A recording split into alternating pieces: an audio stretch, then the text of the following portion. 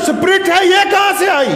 हम इतना इनको मार चुके हैं कि घरों को जला दिया गया। इनके बार बार अपने मुल्क के लिए, अपने दीन के लिए उठ के आ जाते हैं। ये इनको ये जज्बा दिया किसने? अल्लाहु अकबर। में बाकायदा इंग्लैंड की जमीन के ऊपर बैठ के दारुल अदम जो उनका पार्लियामेंट है, उसमें बाकायदा इस बात के ऊपर गुफ्तगू हुई कि ये मुसलमानों को ताकत कहां से मिलती है, इनके अंदर जो स्पिरिट है ये कहां से आई? हम इतना इनको मार चुके हैं, फांसी के फंदों पे इनको लटकाया है, इनके घरों को जला दिया गया, इनकी मसाजिद को बर्बाद कर दिया गया। उसके बावजूद ये बार बार अपने मुल्क के लिए, अपने दीन के लिए उठ के आ जाते हैं। ये इनको ये जज्बा दिया किसने? अब जब वो मीटिंग हुई तो अलग अलग लोगों की ड्यूटी लगाई कि पता करो ये जज्बा आता कहां से। तो उन्होंने बड़ी सिर खपाई की कई साल, लेकिन दुश्मन को पता लग गया कि हमारा मेन पावर सप्लाई कहां से आती। दुश्मन को पता लग गई, दुश्मन ने हमारी मेन पावर सप्लाई का बिल्कुल मरकज ढूंढ लिया। कई साल की रिसर्च के बाद उनको ये बात समझ में आ गई कि ये इस्लाम चलता कहां से है। वो तो ये समझते थे कि ये इस्लाम मस्जिद से चलता है। जब रिसर्च की पता लगा मस्जिद से नहीं चलता, मस्जिद इस्लाम से चलती, इस्लाम मस्जिद से नहीं चलता। रिसर्च में बार बार सोचते रहे कि शायद कुरान पाक की वजह से इस्लाम चल रहा है। उनका नहीं, इस्लाम की वजह से कुरान पाक की अहमियत है, तो कुरान की वजह से इस्लाम नहीं चल रहा। इस्लाम तो किसी और बहुत अहमियत वाली चीज से चल रहा है, जिसके ऊपर कुरान का भी दारोमदार टिका हुआ है। कुरान पाक का दारोमदार टिका हुआ है उसके ऊपर। और हम तो समझे थे कि अजानें हो रही हैं, शायद इसलिए बार बार मुसलमानों के अंदर जज्बा बेदार होता। कहते नहीं, अजान नहीं, अजान की वजह से इनके अंदर वो जज्बा नहीं आया है। रिसर्च करते करते मक्का उनके सामने आ गया। उन्होंने कहा हाँ, ये वो जगह है, ये वो जगह है जहां से मुसलमानों को पावर मिल रही है, सप्लाई मिल रही है। जब रिसर्च की तो पता लगा कि मेन पावर सप्लाई यहां भी नहीं, कि मक्का मुकर्रमा का दारो मदार जिसके ऊपर है, मक्का मुकर्रमा की सनत जिसके ऊपर कायम है, वो यहां भी नहीं है। वो मैं आपको देसी जुबान में आम अंदाजे से इसलिए समझाता हूं ताकि खोपड़ी में बात पड़ जाए कि दुश्मन ने कैसे तलाश किया कि हमारी सप्लाई कहां से आ रही है। आखिर जब बहुत जोर लगाया, ये रिपोर्ट मलका एलिजाबेथ के सामने पेश की गई कि पूरी दुनिया के मुसलमान, चाहे वो नमाजी हैं या गैर नमाजी, चाहे वो बदकिरदार हैं या आला किरदार के, चाहे वो सच बोलने वाले हैं या बेनमाजी हैं, जैसे कैसे भी हैं, कहता पूरी दुनिया के मुसलमानों को मस्जिद से बढ़कर, कुरान से बढ़कर, बैतुल्लाह से बढ़कर, पूरी कायनात में रूए जमीन में सबसे ज्यादा बढ़कर अगर किसी से अपनी जान से ज्यादा मोहब्बत है तो वो मुहम्मदुर रसूलुल्लाह है।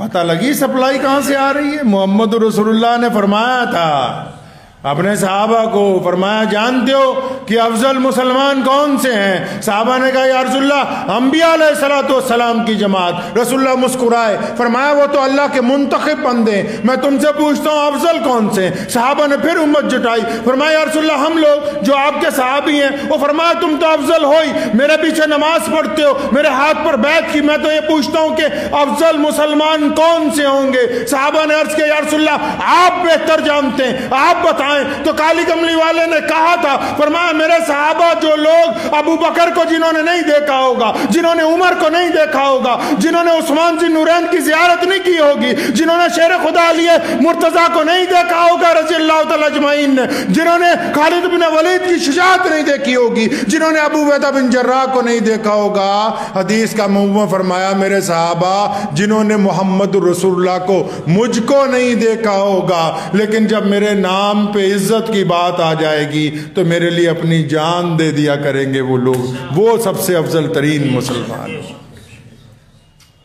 ہمارے پاس کوئی پہاڑ لے آئے سونے کا، میں نہیں کسی عام مسلمان کے پاس ہی جو بے نمازی ہو، بد کردار ہو، چاہے شرابی ہو، اگر کوئی اس کو بھی آ کے نعوذ باللہ یہ کہے نا کہ یہ سونے کا پہاڑ لے لے اور محمد رسول اللہ صلی اللہ علیہ وسلم کا دامن چھوڑ دے، تو میں دعوے سے کہتا ہوں کہ ایک مسلمان بھی کائنات کے اندر آپ کو ایسا نہیں کرے۔ اس بات کے اوپر ایک چھوٹا سا قصہ سناتا ہوں، پھر گفتگو ختم کروں گا۔ ساغر خیامی ایک بہت بڑا شاعر گزرا ہے، شراب بہت پیتا تھا، لاہور کے ایک کیفے میں بیٹھے ہوئے تھے، دو کمیونسٹ بیٹھے ہوئے تھے ساتھ میں جو خدا کو نہیں مانتے، دو تین اور لوگ بیٹھے ہوئے تھے۔ اب وہ جو کمیونسٹ ہے جب انہوں نے دیکھا بھی ساغر نے اچھی طرح شراب پی لی ہے تو اس نے لیلن کی بات کی کہ وہ جو تھا صحیح نہیں تھا، ایسا تھا، تو ساغر نے اس کی لیلن کی بے انتہا، اپنے اس دور کا بادشاہ تھا، بے انتہا برائیاں کی۔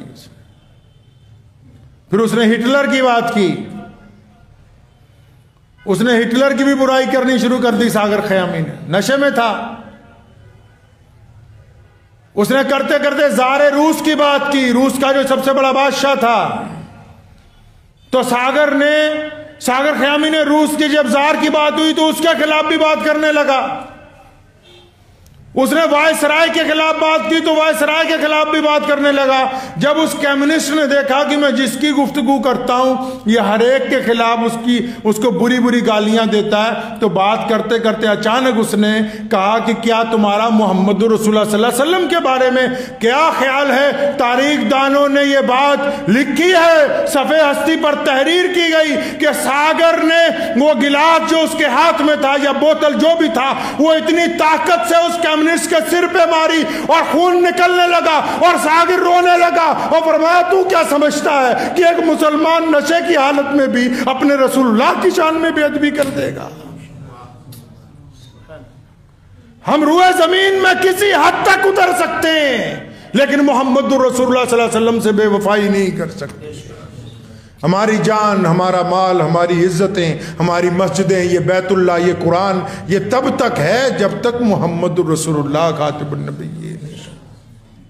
سیدنا بلال رضی اللہ عنہ نے کیا نا، بیت اللہ کی چھت پر جب چڑھے رسول اللہ نے کہا اذان دو، فرمایا میں نے سوچا کعبہ کدھر گیا، پھر جہاں سونے رسول بیت اللہ میں کھڑے اس طرف منہ کر کے اذان دی اور مسلمانوں کو بتایا کہ کعبے کا اگر کوئی کعبہ ہے تو وہ محمد رسول اللہ ہے۔ نعرہ تکبیر!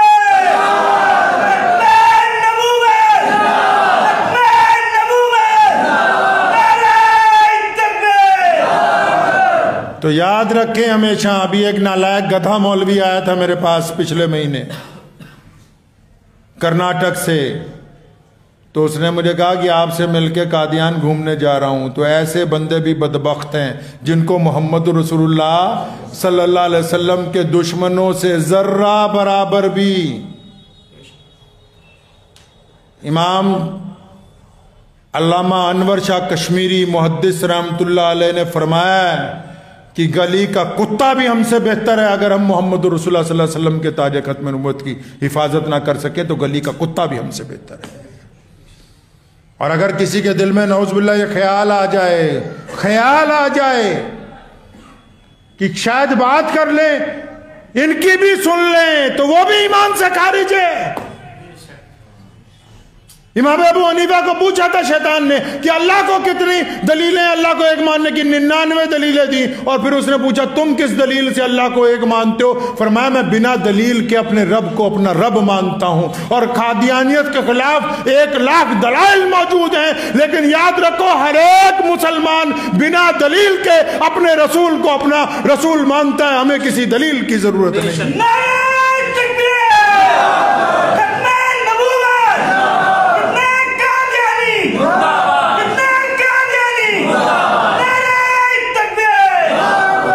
اس لیے یاد رکھیں اس بات کو کہ اگر رسول اللہ صلی اللہ علیہ وسلم کا دامن ہم نے پکڑا ہے تبھی مسجد ہے، تبھی اذان ہے، تبھی قرآن ہے، تبھی طواف ہے، تبھی بیت اللہ ہے۔ اگر رسول اللہ کا دامن ہاتھ میں نہیں تو پھر کچھ بھی ہمارے پلے نہیں۔ دعا کیا کیجئے جب تک زندگی ہے اللہ اس دامن کو ہمارے ہاتھ میں رکھے انشاءاللہ۔